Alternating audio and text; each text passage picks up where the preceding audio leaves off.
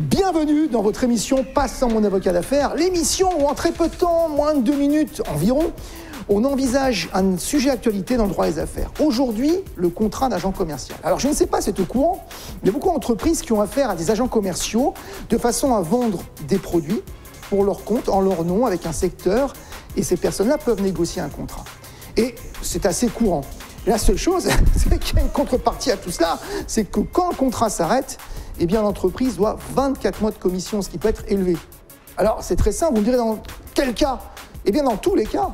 Dans tous les cas, dès lors qu'il y a rupture, sauf faute grave, ou sauf si la personne décide d'elle-même de partir. C'est quand même assez compliqué. Alors, l'idée c'est de poser, de se dire, c'est pas grave, moi de toute façon, j'ai peut-être un agent commercial, mais j'ai pas de contrat qui le dit. J'aurai aucun souci.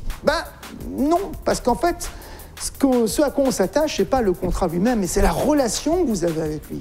À savoir, est-ce que cette personne est en mesure de négocier pour vous des contrats? Et si c'est le cas, même s'il n'y a pas de contrat, ou encore s'il y a un simple contrat de prestation de service, eh bien, il sera agent commercial. Et là, les 24 mois tomberont. Vous me direz, mais j'ai une meilleure idée. Moi, je vais faire des contrats d'agents commerciaux à durée déterminée. Comme ça dure 36 mois et on se quitte bons amis. Eh bien, ça ne marche pas. Et pourquoi? Ça ne marche pas. Tout simplement parce qu'on considère que lorsque les 36 mois, par exemple, sont venus à terme, eh bien, il y a bien rupture du contrat.